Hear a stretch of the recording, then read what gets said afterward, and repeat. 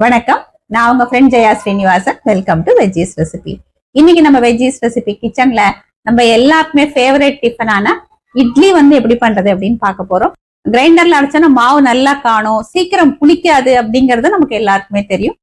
இந்த டைம் அதிகமா எடுக்கும் அப்படிங்கிற ஒரே காரணத்துக்காக நம்ம மிக்சியில தான் மாவு அரைக்கிறோம். அப்படி இல்லாம கம்மியான நேரத்துல, அதாவது மிக்சியில அரைச்சா எந்த அளவுக்கு டைம் எடுக்குமோ அதே நேரத்துல நம்ம கிரைண்டர்ல இட்லிக்கு மாவு எப்படி அரைக்கிறது அப்படின்னு பார்க்க போறோம். நம்ம கிரைண்டர்ல இருக்கிற இந்த மாவுல இட்லி செம சாஃப்டா வரும். அது மட்டும் இல்ல, நல்லா கிறிஸ்பியான தோசை, ஊத்தப்பம், பணியாரம் எல்லாமே பண்ணிக்கலாம். இதுக்கு அரிசி, உளுந்து எல்லாம் எந்த அளவு எடுத்துக்கணும், எப்படி ஊற வைக்கணும், எந்த மாதிரி அரைக்கணும் அப்படிங்கிற சின்ன சின்ன டிப்ஸோட ஸ்டெப் பை ஸ்டெப்பா பார்க்கலாம். ஃபர்ஸ்ட் டைம் சேனலை பாக்குறீங்கன்னா ப்ளீஸ் சப்ஸ்கிரைப் பண்ணுங்க. பெல் ஐகானை கிளிக் பண்ணி ஆல் ஆப்ஷன் கொடுத்துட்டீங்கன்னா நான் போடக்கூடிய எல்லா வீடியோஸும் குவிக்கா உங்களுக்கு ரீச் ஆகும். வாங்க, மிக்சியில இருக்கிற அதே குறைவான நேரத்துல நம்ம கிரைண்டர்ல மாவரைச்சி சாஃப்டான இட்லி எப்படி பண்றதுன்னு பார்க்கலாம். நான் பாருங்க, இதை போல குண்டு அரிசி எடுத்துட்டு இருக்கேன். இட்லி அரிசி, குண்டு அரிசி அப்படின்னு சொன்னா நமக்கு எல்லா கடையிலுமே கிடைக்கும். சின்ன சின்ன அரிசியா இருக்கும், நல்ல குண்டு குண்டா இருக்கும். இந்த அரிசி எப்பயுமே இட்லி தோசைக்கு ரொம்ப நல்லா வரும். அளவுக்கு இந்த கப் எடுத்துட்டு இருக்கேன். ரைஸ் குக்கர்ல வரும் இல்லையா, அந்த கப் எடுத்துட்டு இருக்கேன். நீங்க எந்த கப்பு வேணாலும் யூஸ் பண்ணிக்கலாம். இப்ப இந்த கப்ல நான் ஒரு 8 கப்பு அரிசி, நீங்க அரிசியை கோபுரமா அளந்தா உளுந்தையும் கோபுரமா அளந்துக்கோங்க. இல்ல இந்த மாதிரி தட்டிட்டு அளந்தேன்னா அதையும் உளுந்தையும் நம்ம தட்டிட்டு அளந்துக்கணும். நான் இதை போல நான் எடுத்துக்க போறேன். ஊற வைக்கிறதுக்கு கொஞ்சம் நல்ல பெரிய பாத்திரமாவே எடுத்துக்கோங்க. நம்ம நல்லா தாராளமா தண்ணி விட்டு நம்ம ஊற வைக்க போறோம். இதோட 8 கப்பு அரிசி எடுத்துட்டு இருக்கேன். உளுந்து நம்ம இதே கப்ல தான் அளந்துக்க போறோம். ரொம்ப ஸ்பெஷல் பிராண்ட் அப்படிலாம் ஒன்றும் கிடையாது. இங்க காவேரி சூப்பர் மார்க்கெட் அப்படின்னு இருக்கு, அங்க வாங்குறது தான். நான் அரிசி எல்லாம் கோபுரமா எடுத்ததுனால உளுத்தம்பருப்பும் கொஞ்சம் கோபுரமாவே எடுத்துக்கிறேன். 8 கப்பு அரிசிக்கு 1 கப்பு உளுந்து, 1 டேபிள் ஸ்பூன் வெந்தயம். எப்பயும் நம்ம உளுந்து வெந்தயம் சேர்த்து ஊற வைப்போம். இன்னைக்கு உளுத்தம்பருப்பு தனியாவும் வெந்தயத்தை தனியாவும் நம்ம ஊற வச்சுக்கணும். இப்ப அரிசி, உளுந்து, வெந்தயம் இதை 3யுமே இதே போல தனித்தனியா நல்லா வாஷ் பண்ணி எடுத்துக்கலாம். அரிசியை பாருங்க, நல்லா வாஷ் பண்ணிட்டு தாராளமா தண்ணியை விட்டு நம்ம இதை 1 மணி நேரம் ஊற வச்சுக்கலாம். அரிசி 1 மணி நேரம் ஊறினாலே போதும். உளுத்தம்பருப்பையும் நல்லா வாஷ் பண்ணிட்டு ஊற வச்சிருக்கேன். பாருங்க, ஜலம் நல்லா தெளிவா இருக்கு பாருங்க. இந்த மாதிரி நல்லா ஒரு 4-5 தடவை வாஷ் பண்ணிக்கணும். உளுத்தம்பருப்பும் 1 மணி நேரம் ஊறினாலே போதும். வெந்தயத்தையும் பாருங்க, நல்லா அலம்பிட்டு தண்ணியை ட்ரெயின் பண்ணி எடுத்துட்டு இருக்கேன். வெந்தயமும் 1 மணி நேரம் ஊறினாலே போதும். அதனால நம்ம வெந்நீரை விட்டு ஊற வச்சுக்கலாம். நார்மல் ஜலத்தை ஊற வச்சோம் அப்படின்னா வெந்தயம் 1 மணி நேரத்துல ஊறாது. அதனால வெந்நீரை விட்டு ஊற வச்சுக்கலாம். இது 3மே தனித்தனியா 1 மணி நேரம் ஊறட்டும். நம்ம அதுக்கப்புறம் எப்படி அரைக்கிறதுன்னு பார்க்கலாம். நம்ம வெந்தயம், உளுந்து, அரிசி எல்லாம் ஊற வச்சு கரெக்டா 1 மணி நேரம் ஆயிடுது. வெந்தயத்தை நம்ம வெந்நீர்ல ஊற விட்டதுனால எந்த அளவுக்கு நல்லா ஊறிட்டு பாருங்க.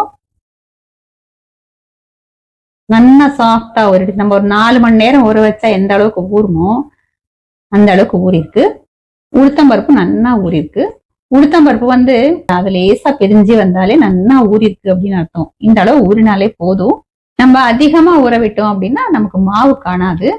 இப்ப இதெல்லாம் எப்படி நம்ம அரைக்கிறதுன்னு பார்க்கலாம்.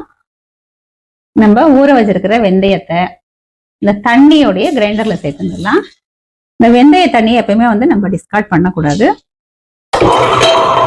இந்த சைட்ல எங்க உள்ள எல்லாம் ஒட்டும் இல்லையா, அந்த வெந்தயத்தை நல்லா எடுத்து விட்டு வெண்ணெய் போல நம்ம ஃபர்ஸ்ட் இதான் அரைச்சு எடுத்துக்கணும். நம்ம உளுந்து அரைச்சா எப்படி இருக்கும் அதே மாதிரி நல்லா பொங்கி பொங்கி வரும். இதுக்கப்புறம் இதுக்கு ஜலம் சேர்க்கணும் அப்படின்னு அவசியம் இல்லை. வெந்தயம் நல்லா மசிஞ்சு வர்றதுக்குள்ள நம்ம அடுத்த ப்ராசஸ் என்ன அப்படின்னு பார்க்கலாம். ஒரு மிக்சி ஜார் எடுத்துட்டு இருக்கேன். நம்ம ஊற வச்சுக்கிற உளுத்தம்பருப்பை மிக்சி ஜார்ல சேர்த்துக்கலாம். நிறைய இருந்ததுன்னா நம்ம 2 தடவையா கூட அரைச்சிக்கலாம். நம்ம ஊற வச்சிருக்கிற ஜலத்தை கொஞ்சம் விட்டு மிக்சிலே இது 1 நிமிஷத்துக்கு அரைச்சிட்டாலே போதும். இது ஓரளவுக்கு நமக்கு மசிஞ்சு வந்துடும். நம்ம இதை போல அரைக்கிறதுனால நம்ம குவிக்கா மாவு அரைச்சிடலாம். மாவு அரைக்கிறதுக்கு ரொம்ப டைமே எடுக்காது. கரெக்டா 1 நிமிஷம் மட்டும்தான் நான் அரைச்சிருக்கேன். உளுந்து ஓரளவுக்கு மசிஞ்சிருக்கு பாருங்க, லேசா ரவ ரவையா இருக்கு. மாவோட பதமும் நல்லா கெட்டியா இருக்கு. இது வேற பவுலுக்கு மாத்திண்டு மீதி இருக்கிற உளுத்தம்பருப்பையும் நம்ம இதே போல அரைச்சி எடுத்துடலாம். வெந்தயம் பாருங்க நல்லா மசிஞ்செடுத்து நம்ம உளுத்தம்பருப்பு அரைச்சா எப்படி இருக்கு அது போல பாருங்க, வெண்ணெய் மாதிரி இருக்கு. இப்ப நம்ம மிக்சியில அரைச்சோம் இல்லையா உளுத்தம்பருப்பு, அது இதுல சேர்த்துடலாம். நம்ம அந்த உளுத்தம்பருப்பு மிக்சியில அரைக்கிறதுக்குள்ள வெந்தயம் நல்லா மசிஞ்செடுத்து நமக்கு டைமும் பாருங்க நல்லா சேவ் ஆயிடுது. உளுந்த மாவு நம்ம மிக்சியில அரைச்சி போடுறதும் எந்த அளவுக்கு நல்லா பொங்கி பொங்கி வருது பாருங்க. உளுத்தம்பருப்பு ஊற வச்சோம் இல்லையா, அந்த ஜலத்தையே நம்ம கொஞ்சம் கொஞ்சமா விட்டுக்கலாம். இப்படி அரைச்சோம்னா மாவு வந்து நல்லா காணும். சைட்ல ஒட்டி இருக்கிற மாவு எல்லாத்தையும் நம்ம எடுத்து விட்டுருவோம். நம்ம மிக்சியில அரைச்சு சேர்த்துட்டோம் அப்படின்னா கிரைண்டர்ல உளுந்து மாவை நம்ம 20 நிமிஷம் 25 நிமிஷங்கள அரைக்க வேண்டியதே இல்லை. ஒரு 10 நிமிஷத்துல அரைச்சு வச்சிடலாம். ஒரு 5 நிமிஷம் அரைச்சதுலயே பாருங்க மாவு எந்த அளவுக்கு நல்லா வந்துட்டு வெண்ணெய் போல இருக்கு. ஒரு 5 நிமிஷம் அரைச்சாலே போதும். டோட்டலா ஒரு 10 நிமிஷம் உளுந்து அரைச்சாலே போதும். இப்ப பாருங்க கரெக்டா 10 நிமிஷம் ஆயிருக்கு. மாவு எந்த அளவுக்கு நல்லா பொங்கி பொங்கி வந்திருக்கு. நல்லா வெள்ளை வெள்ளையன்னு இருக்கு. வெண்ணெய் மாதிரியும் அரைச்சிருக்கும். இப்ப இந்த மாவை வந்து நம்ம வேற பவுலுக்கு மாத்திடலாம். சில பேர் இது போல கிரைண்டர் ஓட விட்டே எடுத்துருவா. சில பேர் வந்து ஆஃப் பண்ணிட்டு எடுப்பா. நமக்கு வந்து எப்படி வசதியோ அப்படி எடுத்துக்கலாம். நான் அப்படி கிரைண்டர் ஓடிட்டே இருக்கும் போதே மாவு எடுத்துருவேன். மாவும் பாருங்க எந்த அளவுக்கு பிரமாதமா வந்திருக்கு. நம்ம அரைச்ச உளுந்து மாவு பாருங்க இந்த அடுக்குல பாதி அடுக்கு அளவுக்கு வந்திருக்கு. இந்த அளவுக்கு நல்லா கண்டிருக்கு. உளுந்து மாவை நான் ஃபுல்லா எடுத்துட்டேன். இப்ப நம்ம அரிசி அரைக்கிறதுக்கு முன்னாடி இந்த கிரைண்டர்ல வந்து 1 கப் அளவுக்கு அழகா ஒரு 150 ml அளவுக்கு தண்ணி விட்டுங்க. இப்ப கிரைண்டர் ஆன் பண்ணிக்கலாம். அதுக்கப்புறம் நான் ஊற வச்சிருக்கிறேன் அரிசியை சேர்த்துருவோம். தண்ணியை விடாம அரிசியை போட்டேன் அப்படின்னா கிரைண்டர் வந்து ஃப்ரீயா சுத்தாது. நம்ம இன்னைக்கு ஊற வச்சிருக்கிற அரிசி ஒரே இடம் நம்ம அரைச்சிடலாம். இதுலயே வந்து இந்த மாவுக்கு தேவையான அளவுக்கு உப்பு சேர்த்துக்கலாம். நான் வந்து கல்லுப்பு சேர்க்கிறேன். சைட்ல ஒட்டி இருக்கிற அரிசி எல்லாத்தையும் நல்லா எடுத்து விட்டு அரைச்சிடலாம். வந்து நம்ம ஃபைன் ரவா பதத்துக்கு அரைச்சிக்கணும். இப்ப நான் விட்டுருக்கிற தண்ணி போதும். ஒருவேளை போறல நமக்கு டைட்டா எடுத்து அரைக்கிறது அப்படின்னா நம்ம கொஞ்சமா தண்ணி கூட விட்டுக்கலாம். பாருங்க போட்டு 2 நிமிஷத்துலயே வந்து நல்லா குருணை பதத்துக்கு மசிஞ்செடுத்து இது ஒரு 5 நிமிஷத்துல வந்து நல்லா மசிஞ்சு வந்துடும். இது நல்லா மசிஞ்சு வந்ததுக்கு அப்புறம் எந்த பதத்துல நம்ம மாவு எடுத்துக்கணும் அப்படிங்கறத நான் உங்களுக்கு காமிக்கிறேன். அரிசியும் பாருங்க நல்லா மசிஞ்செடுத்து இதை போல இந்த ஃபைன் ரவா பதத்துக்கு நம்ம அரைச்சுக்கணும். அப்ப இட்லியும் நல்லா வரும், தோசையும் நல்லா வரும். இப்ப இந்த மாவையும் வந்து நம்ம உளுந்து அரைச்சு எடுத்துட்டு இருக்கோம் இல்லையா, அந்த பாத்திரத்திலேயே எடுத்துடலாம். மாவோட பதமும் பாருங்க ரொம்ப கல்லு போல அரைக்கல, ரொம்ப தண்ணியாவும் இல்ல, இது மாதிரி இருக்கு. மாவை ஃபுல்லா எடுத்துட்டாச்சு. ஈஸியா கிரைண்டர் அலம்புறதுக்கு கிட்டத்தட்ட 1 லிட்டர் அளவுக்கு கிரைண்டர்ல தண்ணியை விட்டு ஆன் பண்ணி விட்டுடுவோம். அதுக்கப்புறம் கையால தொட்டு தொட்டு தேய்ச்சி விட்டோம் அப்படின்னா ஃபுல்லா சைட்ல ஒட்டி இருக்கிறது எல்லாமே வந்துடும். ஒரு பழைய பிரஷ் ஏதாவது வச்சிருந்து கூட நம்ம கிளீன் பண்ணிக்கலாம். அந்த கல்லுல பாருங்களேன் இந்த கோடு மாதிரி இருக்கும் இல்லையா, பள்ளமா இருக்கும், அந்த இடத்துல மாவு தங்கி இருக்கும். அதையும் வந்து இதை போல நம்ம தேய்ச்சி விட்டு அலம்பிட்டோம்னா ஈஸியா வந்துடும். பாருங்க நல்லா அலம்பி விட்டாச்சு. அந்த தண்ணியை கொட்டிட்டு நல்ல தண்ணியில ஒரு தடவை வாஷ் பண்ணிட்டு துணியால தொடச்சி வச்சுடலாம். நம்ம அரிசி அரைக்கிறதே அதுல நம்ம உப்பும் சேர்த்து அரைச்சிட்டோம். அதனால இந்த உளுந்து மாவையும் அரிசி மாவையும் நல்லா மிக்ஸ் பண்ணிக்கணும். கையால மிக்ஸ் பண்ணும் போதுதான் வந்து ஈவனாவும் மிக்ஸ் ஆகும், ஃபர்மெண்டேஷனும் வந்து நல்லா ஆகும். மாவு பாருங்க நல்லா மிக்ஸ் பண்ணியாச்சு. ஒரு தட்டு போட்டு மூடி வச்சிருவோம். இந்த மாவு ஃபர்மெண்ட் ஆகிறதுக்கு 6 to 8 மணி நேரம் ஆகும். இப்ப வெயில் அதிகமா இருக்கிறதுனால சீக்கிரம் ஃபர்மெண்ட் ஆகிறதுக்கும் வாய்ப்பு இருக்கு. இது நல்லா ஃபர்மெண்ட் ஆனதுக்கு அப்புறம் நம்ம பார்க்கலாம். நம்ம இட்லிக்கு மாவு அரைச்சு வச்சு 6 மணி நேரம் ஆயாச்சு. இப்ப எந்த அளவுக்கு ஃபர்மெண்ட் ஆயிருக்கு அப்படிங்கறத நான் காமிக்கிறேன். இந்த பாத்திரத்துல 3/4 பாத்திரத்துக்கு இருந்தது ஃபுல்லா வந்துட்டு நம்ம மூடி வச்ச பிளேட்லயும் வந்து மாவு ஒட்டி இருக்கு. இப்ப இதை நம்ம அப்படியே கொஞ்ச நேரம் விட்டோம் அப்படின்னா பொங்கி ஃபுல்லா வெளியெல்லாம் வழிய ஆரம்பிச்சிடும். மாவு வந்து நல்லா புளிச்சிடும். இப்ப நம்ம வந்து இந்த ஃபுல்லா நம்ம அரைச்சிருக்கிற மாவையும் ஃபுல்லா உடனே யூஸ் பண்ண போறோம் அப்படின்னா இன்னும் கொஞ்சம் ஃபர்மெண்ட் ஆக விட்டு நம்ம இட்லி பண்ணிக்கலாம். இல்ல இந்த மாவு வந்து நம்ம ஃப்ரிட்ஜ்ல வச்சு ஒரு 5-6 நாள் வரைக்கும் யூஸ் பண்ண போறோம் அப்படின்னா இந்த அளவுக்கு ஃபர்மெண்ட் ஆனதுக்கு அப்புறம் இதை ஒரு கண்டெய்னர்ல மாத்தி நம்ம உடனே ஃப்ரிட்ஜ்ல வச்சுக்கணும். இது ஃபுல்லா ஃபர்மெண்ட் ஆகிற வரைக்கும் நம்ம வெயிட் பண்ணோம் அப்படின்னா இந்த ஃபர்மெண்டேஷன் ப்ராசஸ் இருக்கு இல்லையா, அது வந்து நிக்காது. ஃப்ரிட்ஜ்ல வச்சாலுமே அந்த ப்ராசஸ் வந்து ஸ்லோ டவுன் ஆகுமே தவிர கொஞ்சம் கொஞ்சம் மாவு வந்து புளிச்சுக்கிட்டே தான் இருக்கும். நல்லா புளிச்சதுக்கு அப்புறம் வச்சோம் அப்படின்னா 2 நாள்ல மாவு ரொம்ப புளிச்சு போய் நம்ம என்ன பண்ணாலும் அது வந்து மாவு ரொம்ப புளிக்க ஆரம்பிச்சிடும். சில பேர் சொல்லுவா இல்லையா, ஃப்ரிட்ஜ்ல வச்சா கூட மாவு புளிச்சு போயிடுது, 2-3 நாள் கூட நல்லா இருக்க மாட்டேங்கிறது அப்படின்னு. இதுதான் ரீசன். இந்த அளவுக்கு ஃபர்மெண்ட் ஆக விடுங்க. கொஞ்சம் ரைஸ் ஆகி வந்தா போதும். வந்த உடனே பொங்கி வழிய விடாம இந்த மாவை வந்து ஃப்ரிட்ஜ்ல வச்சுடலாம். இன்னைக்கு தேவையானதை மட்டும் நம்ம வெளியில வச்சுக்கலாம். ஒரு தடவை இந்த மாவை நம்ம மிக்ஸ் பண்ணிக்கலாம். லேசா கலந்து விட்டாலே போதும். இது வந்து ஃபுட் கிரேட் பிளாஸ்டிக் கண்டெய்னர் தான். எப்பவுமே நான் ஃப்ரிட்ஜ்ல வைக்கிறதுக்கு கொஞ்சம் ஸ்கொயர் இல்ல ரெக்டாங்கிள் அந்த மாதிரி கண்டெய்னர்ஸ் யூஸ் பண்ணுவேன். ஏன்னா நமக்கு அது வந்து ஸ்பேஸ் சேவிங்கா இருக்கும். இப்ப இதுல இந்த மாவை நம்ம எடுத்துடலாம். ஒன்ஸ் அரைச்சதுக்கு அப்புறம் இந்த மாவை வந்து நம்ம கையால தொடவே கூடாது. இப்ப இந்த மூடிய மூடிட்டு இந்த கண்டெய்னர் வந்து அப்படியே நம்ம ஃப்ரிட்ஜ்ல ஸ்டோர் பண்ணிட்டோம் அப்படின்னா இது 4-5 நாள் வரைக்கும் கூட புளிக்காது, நம்ம யூஸ் பண்ணிக்கலாம். இந்த கண்டெய்னர்ல டிரான்ஸ்பர் பண்ணது போக மீதி மாவு இருக்கு பாருங்க, இது இப்ப நம்ம நைட் யூஸ் பண்ண போறோம் அப்படின்னா நம்ம கையால ஃபுல்லா எல்லாத்தையும் எடுத்து விட்டு நம்ம யூஸ் பண்ணிக்கலாம். இல்ல இதையும் நம்ம ஃப்ரிட்ஜ்ல தான் வைக்க போறோம் அப்படின்னா நம்ம கையே இதுல மாவுல வைக்க கூடாது. நம்ம வந்து மாவு நல்லா ஃபர்மெண்ட் ஆகணும்னா என்ன பண்றோம், கையால நல்லா மிக்ஸ் பண்றோம் இல்லையா. இப்ப நம்ம இந்த கையால வழிச்சு எல்லாம் பண்ணோம் அப்படின்னா இந்த மாவு வந்து இன்னும் கொஞ்சம் ஃபாஸ்டா ஃபர்மெண்ட் ஆகி சீக்கிரம் புளிச்சிடும். இந்த மாதிரி கொஞ்சம் கேர் எடுத்துக்கிட்டோம்னா மாவு வந்து நம்ம ஒரு 5-6 நாள் வரைக்கும் தாராளமா புளிக்காம யூஸ் பண்ண முடியும். அடி மாவு வரைக்கும் கூட நம்ம இட்லி பண்ணிக்கலாம். இப்ப இந்த சுத்தி இருக்கிற மாவை கையால இல்லாம இதை போல ஏதாவது கரண்டி ஸ்பாட்லாம் வச்சு நம்ம அப்படி தள்ளி விட்டுருவோம். இன்னைக்கு வந்து நான் இந்த மாவை யூஸ் பண்ண போறேன்னா இந்த அளவுக்கு எனக்கு வேண்டாம். இந்த மீதி இருக்கிற மாவுல இன்னும் கொஞ்சம் மாவோட நான் ஃப்ரிட்ஜ்ல வச்சுட்டு மீதியை தான் நான் நைட்டுக்கு யூஸ் பண்ண போறேன். இப்ப இந்த பவுல்ல கம்மியான மாவு இருக்கு பாருங்க, இது எனக்கு வந்து நைட் டிஃபனுக்கு போறோம். இப்போ வந்து நம்ம இதை கையால எடுத்துக்கலாம். நான் ஏன்னா இன்னைக்கு வந்து இந்த மாவை நான் யூஸ் பண்ணிடுவேன், இது மிச்சம் இருக்காது.